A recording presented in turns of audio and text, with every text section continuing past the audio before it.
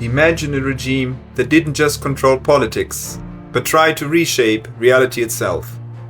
A regime that reached deep into the past, to ancient myths, forgotten gods, and legendary warriors, and used them to build a modern ideology. This was not accidental. The Nazis didn't just rely on propaganda. They constructed the worldview, one that felt ancient, sacred, and inevitable. By blending history, folklore, and mythology, they created a narrative that gave millions of people a sense of identity, purpose, and destiny. But that narrative was built on distortion. Today, we explore how the Nazis abused Germanic and Norse mythology, how they reshaped ancient stories into political weapons, and how those myths helped them manipulate an entire society.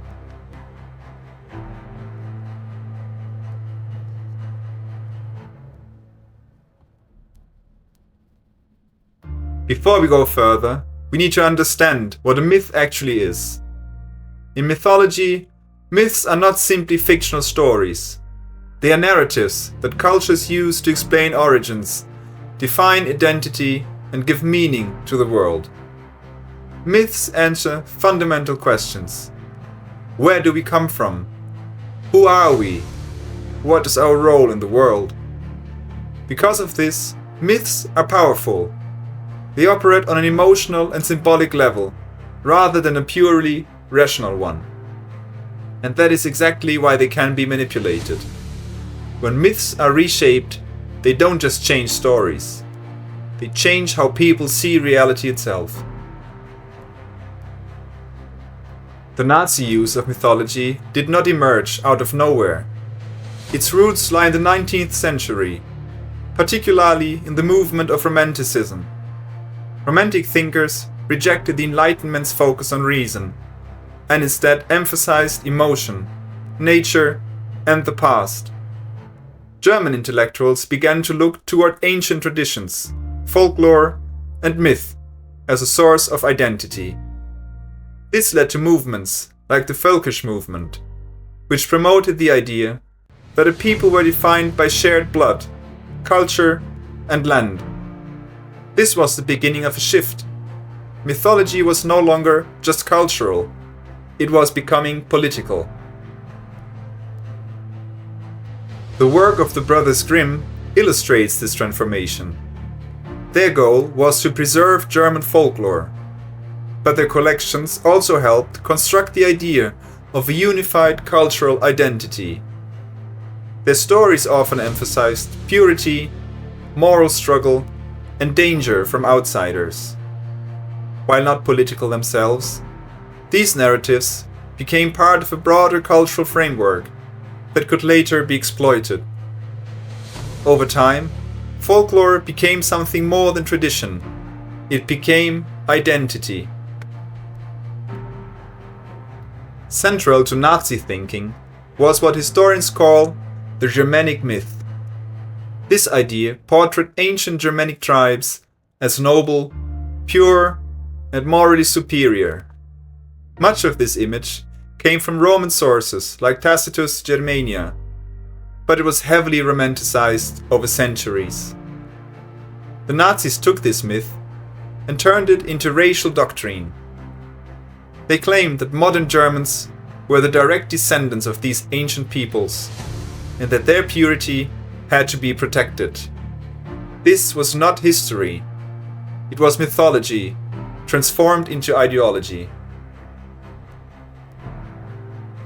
The concept of the Aryan race is one of the clearest examples of myth-making. Originally, the term referred to linguistic groups, but the Nazis redefined it as a racial category, one associated with superiority, strength, and creativity. They portrayed the Aryans as founders of civilizations, creators of culture, and natural leaders. This idea had no scientific basis. It was a constructed myth, designed to justify hierarchy and exclusion. Norse mythology became one of the Nazis' most important sources of symbolism. Figures like Odin were associated with wisdom, war, and leadership. Myths like Ragnarok, the end of the world, were interpreted as a final battle between order and chaos. But these interpretations were selective.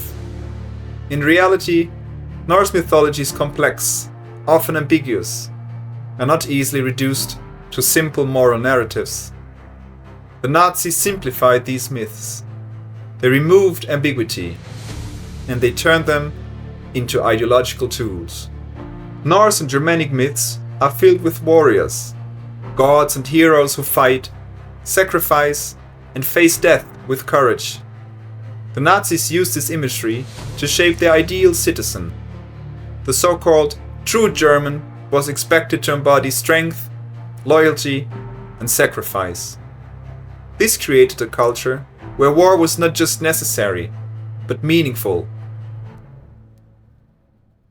Heinrich Himmler played a key role in institutionalizing these ideas. He envisioned the SS as a modern knightly order, rooted in ancient traditions and mythology. Members were encouraged to see themselves as part of a historical mission, stretching from the ancient past into the future. This transformed mythology into identity. Wewelsburg Castle became the symbolic center of this worldview.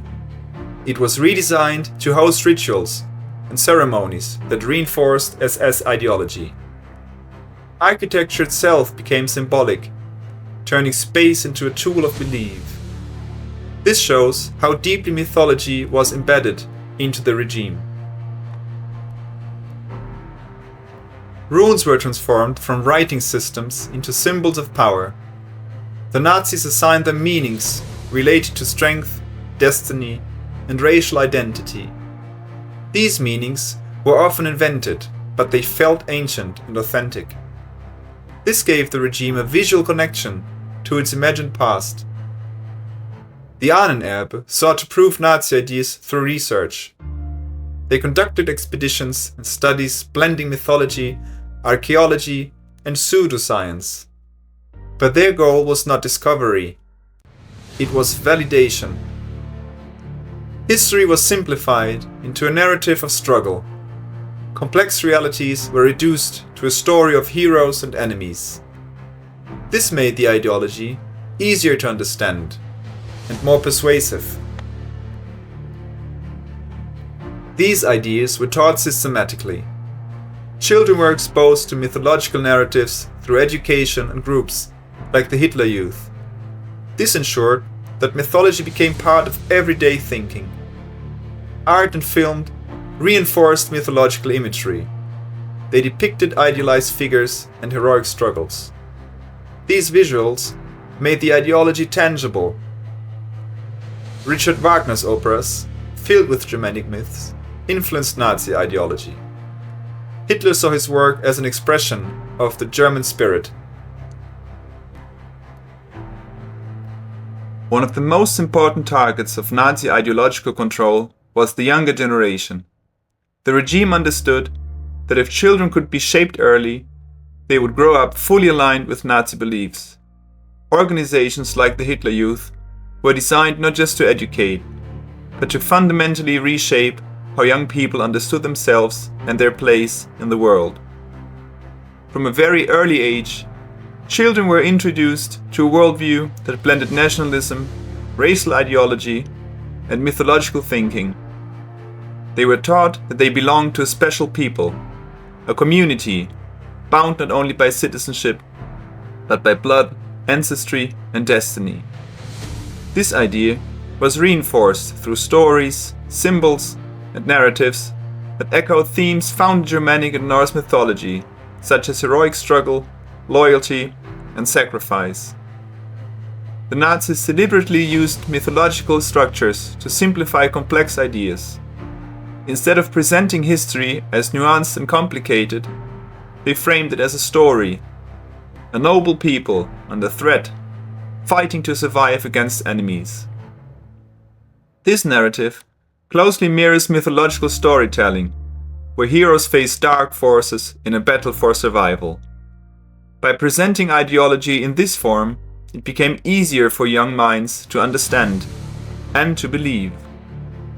Within the Hitler Youth, daily activities reinforced this mythological worldview. Marching, camping, singing, and group rituals created a sense of belonging and unity. These activities were not neutral. They were designed to simulate the camaraderie and discipline of a warrior society, echoing the imagery of ancient Germanic tribes and Norse warrior bands. At the same time, children were taught racial myths. They learned that they were part of a superior Aryan race, descended from heroic ancestor, while others were portrayed as inferior or dangerous. These ideas were not presented as opinions. They were taught as unquestionable truths. Perhaps most importantly, mythology helped create emotional attachment. Young people were not just told what to think, they were made to feel pride, belonging, and purpose. They were encouraged to see themselves as part of a historical mission, continuing the legacy of ancient heroes. This emotional connection made the ideology far more powerful and difficult to question. The idea of blood and soil connected people to land in a spiritual way. It suggested that identity came from ancestry and territory. This idea was deeply mythological and deeply dangerous, because it justified exclusion and expansion. During World War II, mythology became even more central. The war was framed as a final struggle, a battle between order and chaos, a destiny to fulfill. This is where things became truly horrific. Mythology was used to dehumanize, to label entire groups as threats, and to justify their destruction. The Nazi use of mythology shows how dangerous narratives can be when used to divide and justify violence. The story of how the Nazis abused German mythology is not just a historical curiosity, it is a warning. They reshaped myths into tools of propaganda, creating a narrative where Germans were heroes and others were enemies. This simplified worldview justified exclusion and violence. Weaponized mythology feels like truth because it appeals to identity and emotion. And this pattern can still appear in modern societies. Understanding it helps us recognize manipulation and resist it. So when we look back at Nazi Germany, we are not just looking at a regime, we are looking at a story that was carefully crafted, a story that told people who they were, where they came from, and what they were destined to become. But it was a story built on distortion, on selective history, on manipulated myths, on a dangerous illusion of purity and destiny. And millions believed it, not because they were forced to at first, but because it made sense within the world they had been taught to see.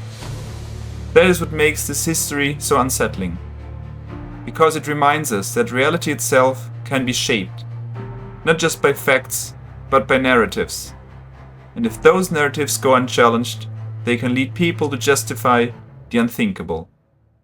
If you found this video insightful, make sure to subscribe to the channel for more deep dives into history, ideology, and the stories that shape our world. And if you think more people need to understand how powerful and dangerous these kinds of narratives can be, consider sharing this video. Because understanding the past isn't just about learning history, it's about protecting the future.